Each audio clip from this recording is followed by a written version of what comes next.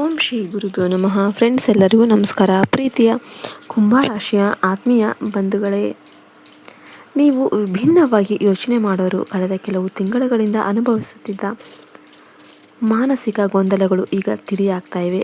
ಗ್ರಹಗತಿಗಳ ಬದಲಾವಣೆ ನಿಮ್ಮನ್ನು ಹೊಸ ಸವಾಲುಗಳಿಗೆ ಸಿದ್ಧಪಡಿಸ್ತಾ ಇದೆ.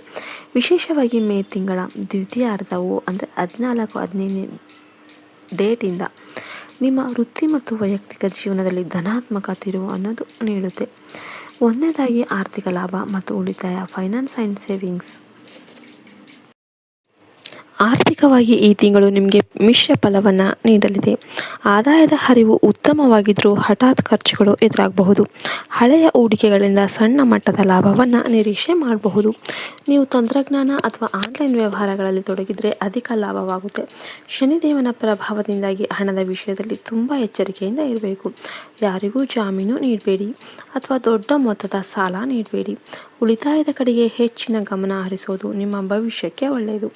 ಎರಡನೇದಾಗಿ ವೃತ್ತಿ ಜೀವನ ಮತ್ತು ಬದಲಾವಣೆ, ಕೆರಿಯರ್ ಆ್ಯಂಡ್ ಇನ್ನೋವೇಷನ್. ಉದ್ಯೋಗ ಕ್ಷೇತ್ರದಲ್ಲಿ ನೀವು ಹೊಸ ಐಡಿಯಾಗಳನ್ನು ಅಳವಡಿಸಿಕೊಳ್ತೀರಾ. ಇದು ನಿಮ್ಮ ಮೇಲಾಧಿಕಾರಿಗಳ ಮೆಚ್ಚುಗೆಗೆ ಪಾತ್ರ ಆಗುತ್ತೆ.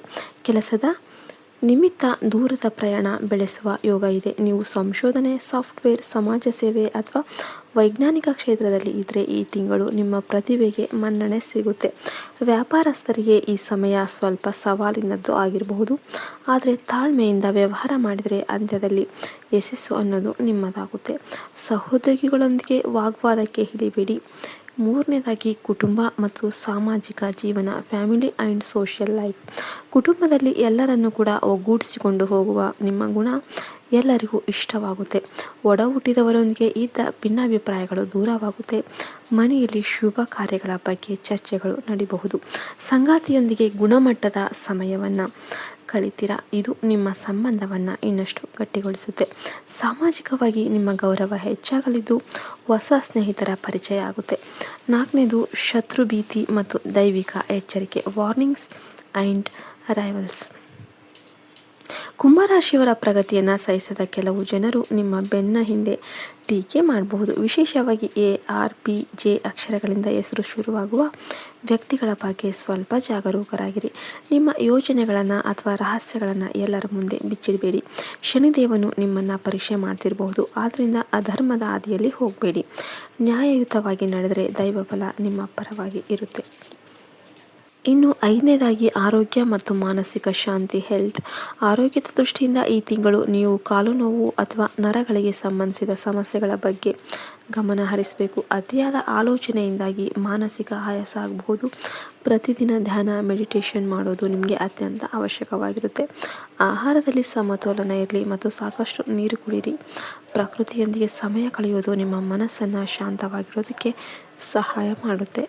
ಇನ್ನು ಕುಂಭರಾಶಿಯವರಿಗೆ ವಿಶೇಷ ದೈವಿಕ ಪರಿಹಾರಗಳು, ಸ್ಪೆಷಲ್ ರೆಮಿಡೀಸ್ ಬಗ್ಗೆ ಹೇಳೋದಾದರೆ, ನಿಮ್ಮ ಅದೃಷ್ಟವನ್ನು ಹೆಚ್ಚಿಸಿಕೊಳ್ಳೋದಕ್ಕೆ ಮತ್ತು ಗ್ರಹ ದೋಷಗಳನ್ನು ನಿವಾರಿಸಿಕೊಳ್ಳೋದಕ್ಕೆ ಇವುಗಳನ್ನು ಪಾಲಿಸಿ. ಶನಿ ಶಾಂತಿ ಪೂಜೆ ಮಾಡಿ. ಶನಿವಾರದಂದು ಶನಿ ದೇವಸ್ಥಾನಕ್ಕೆ ಭೇಟಿ ನೀಡಿ ಕಪ್ಪು ಎಳ್ಳನ್ನು ಅರ್ಪಿಸಿ ಮತ್ತು ಎಳ್ಳೆಣ್ಣೆ ದೀಪವನ್ನು ಹಚ್ಚಿ ಹನುಮಂತನ ಆರಾಧನೆ ಮಾಡಿ. ಪ್ರತಿದಿನ ಹನುಮಾನ್ ಚಾಲೀಸ ಪಠಿಸೋದು ನಿಮಗೆ ರಕ್ಷಾ ಕವಚದಂತೆ ಕೆಲಸ ಮಾಡುತ್ತೆ. ಇದು ಶನಿ ದೋಷದ ಪ್ರಭಾವವನ್ನು ಕಡಿಮೆ ಮಾಡುತ್ತೆ. ನೀಲಿ ಬಣ್ಣದ ಬಳಕೆ. ಶನಿವಾರದಂದು ನೀಲಿ ಬಣ್ಣದ ಬಟ್ಟೆಯನ್ನು ಧರಿಸೋದು ಅಥವಾ ನೀಲಿ ಬಣ್ಣದ ವಸ್ತುಗಳನ್ನು ದಾನ ಮಾಡೋದು ನಿಮಗೆ ಶುಭವನ್ನು ತಂದುಕೊಡುತ್ತೆ. ಪಕ್ಷಿಗಳಿಗೆ ಆಹಾರ. ಪ್ರತಿದಿನ ಬೆಳಿಗ್ಗೆ ಪಕ್ಷಿಗಳಿಗೆ ಧಾನ್ಯ ಅಥವಾ ನೀರನ್ನು ನೀಡಿ. ಇದು ನಿಮ್ಮ ಮೇಲೆ ಇರುವ ನಕಾರಾತ್ಮಕ ಶಕ್ತಿಯನ್ನು ದೂರ ಮಾಡುತ್ತೆ. ಇನ್ನು ಅಂತಿಮ ಸಂದೇಶ. ಕುಂಭರಾಶಿಯವರೇ, ಈ ಮೇ ತಿಂಗಳು ನಿಮ್ಮ ತಾಳ್ಮೆ ಮತ್ತು ಬುದ್ಧಿವಂತಿಕೆಗೆ ಪರೀಕ್ಷೆಯ ಸಮಯ.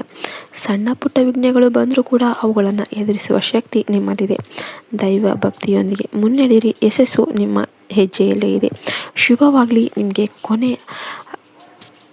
ಕೊನೆಯದಾಗಿ ನಿಮಗೆ ತುಂಬಾ ಒಳ್ಳೆಯದಾಗುತ್ತೆ ಅಂತ ಹಾರೈಸ್ತಾ ಈ ವಿಡಿಯೋವನ್ನು ನಾವು ಮುಗಿಸ್ತಾ ಇದ್ದೇವೆ. ಜೈ ಹಿಂದ್, ಜೈ ಭಾರತ್ ಮಾತೆ. ಹರಿ ಓಂ ತತ್ಸತ್. ಸರ್ವೇ ಜನ ಸುಖಿನೋ ಭವಂತು. ಎಲ್ಲರೂ ಕೂಡ ವಿಡಿಯೋಗೊಂದು ಲೈಕ್ ಕೊಟ್ಟು ಜೈ ಶ್ರೀರಾಮ್ ಅಂತ ಕಮೆಂಟ್ ಮಾಡೋದನ್ನ ಮರಿಬೇಡಿ.